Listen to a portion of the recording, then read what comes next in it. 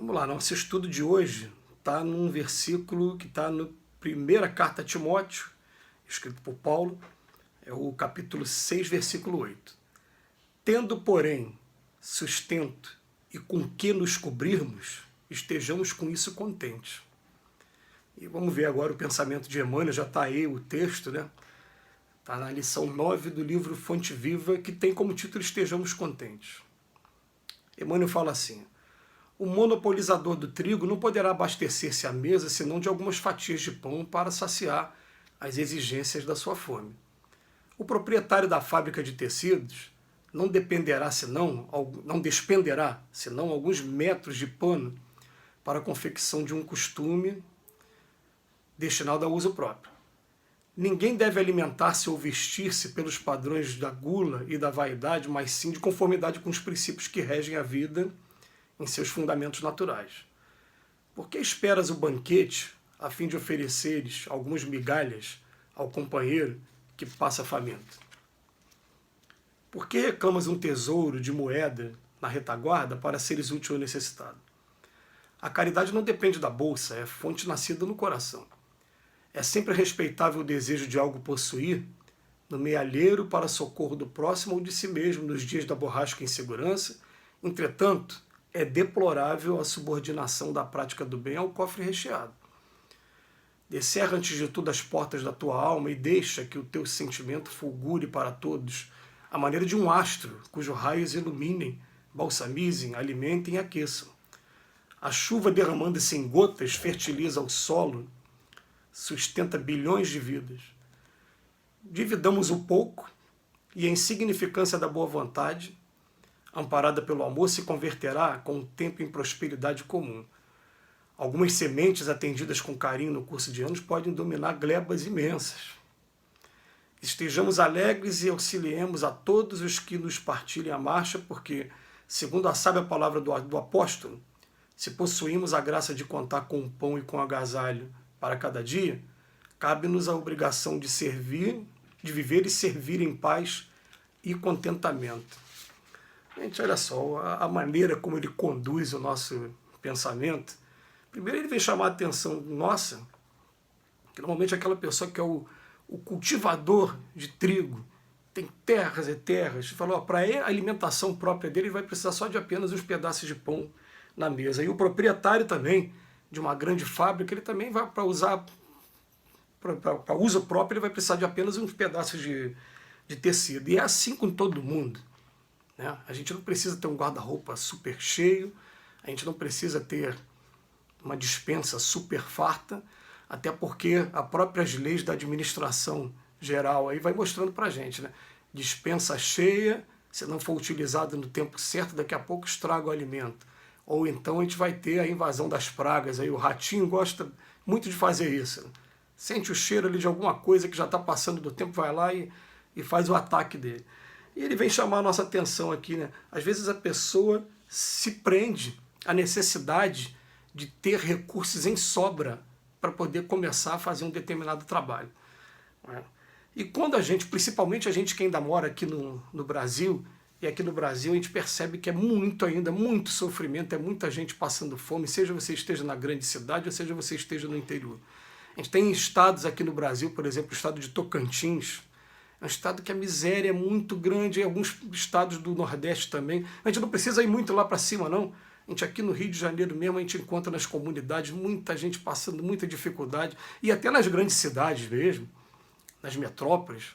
A gente pega assim, ó, eu venho na cabeça aqui, Nilópolis, Nova Iguaçu, os lugares que a gente mora, nós somos aqui da Baixada Fluminense, e o que acontece? Às vezes você vê um casarão aqui, um casarão do lado, um corredorzinho fininho, pequenininho, quando você chega lá no final, um casebre mesmo, mas um casebre às vezes morando, igual eu já tive a oportunidade de ver mesmo, de um espaço muito pequeno, dormindo 8, 10, aí você entra naquele espaço, tem ali um fogão, às vezes não tem geladeira, tem uns colchonetes, tem um vaso sanitário ali, tudo misturado no mesmo ambiente, e a gente não desconfia com a dificuldade que passa algumas pessoas perto da gente. Aliás, muitos de nós a gente só observa essas pessoas depois que acontece algum delito, a pessoa perde a paciência com a vida e acaba se entregando aí a o costume, né, do roubo, até um dia ter um final que acaba sendo ou o cárcere ou então até a própria vida, né, o sacrifício da própria vida. Então, para que isso não aconteça, ao invés de a gente ficar só com aquele papo, né, de que tem que haver repressão, de que o Estado está falhando, a gente começa a fazer a nossa parte também. E a frase que mais me chama a atenção aqui, né, do Emmanuel é quando ele fala que é deplorável, onde está aqui, ele fala que é deplorável aquela pessoa que, na verdade, ela fica só esperando ter fartura para poder começar a fazer alguma coisa.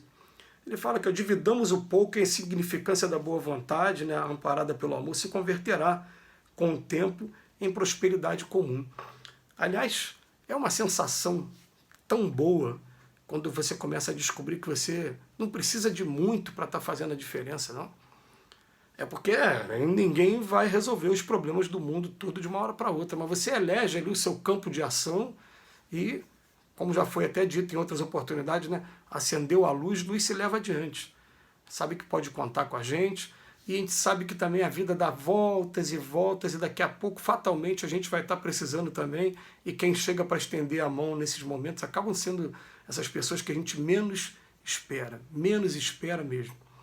Me lembro aqui de uma situação, né, que aconteceu com meu pai, se ele estiver ouvindo isso aí, né, do meu pai ter que ficar internado e durante o período que ele ficou internado, as pessoas que o procuravam, e eu falei para ele, tá vendo quem são os verdadeiros amigos? Né? Os verdadeiros amigos se preocupam mesmo, vêm aqui e procuram, né? E procuram de alguma maneira. Às vezes não tem nem o recurso lá, não tem nem a despensa cheia, nem o cofre cheio, mas só quer demonstrar solidariedade, quer dar um abraço pessoalmente, quer mostrar que se importa, e esse sentimento é um sentimento muito legal. Só quem já esteve, como já aconteceu também, né, numa casa, você dentro da sua casa com enfermidade, alguém toca a campainha e vem te visitar, e na hora de te visitar vem só para te dar um abraço, conversar um pouco com você e daqui a pouco fazer uma oração, fazer uma leitura de alguma coisa edificante, tecer alguns comentários. Gente, isso não tem preço. Então a gente vem aqui aproveitando o pensamento de Emmanuel para estar procurando estimular na gente que a gente tenha a coragem de dar o primeiro passo. Eu no meio musical, então, eu tenho alguns amigos aqui que eu trago aqui na minha mente, aqui no meu coração, com muito carinho, amigos que estavam tendo dificuldade, às vezes, de se alimentar, e que às vezes tinha um pedaço de pão para se alimentar, mas apareceu um outro com necessidade, ele dividiu o pedaço de pão dele no meio, né, e dividiu com aquela pessoa, e uma pessoa assim, dessa que eu estou pensando agora, vocês não vão saber o que eu estou pensando, mas desapegado mesmo, desapegado, a vontade era só de ajudar e falar, estamos juntos, as dificuldades aqui na Terra, todo mundo passa. Aliás, isso faz parte da prova aqui da Terra. Vocês já perceberam que aqui na Terra que a gente vive, a gente fica o tempo todo buscando uma coisa chamada estabilidade, quando a vida, na verdade, ela quer testar a nossa inteligência. E para testar a nossa inteligência, ela tem que gerar a zona de conforto. Então, coloca a gente na instabilidade. Então, você está muito bem no seu emprego, daqui a pouco você descobre que você está correndo risco de ser mandado embora, ou então fica doente, acontece alguma coisa para testar a gente e ver como é que a gente vai agir nesse momento. Então, a gente vai lembrar muito bem quem são as pessoas que fizeram a diferença na nossa vida nos momentos mais difíceis. Eu convido vocês assim, ó, 2 reflexões para a gente poder encerrar.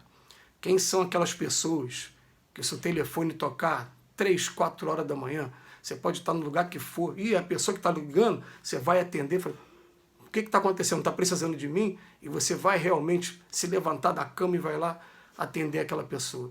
Por que você vai atender essa pessoa? Porque essa pessoa fez a diferença para você de alguma maneira, ela faz diferença na sua vida. Aí a reflexão que fica assim, ó, será que eu já fiz a diferença na vida de alguém?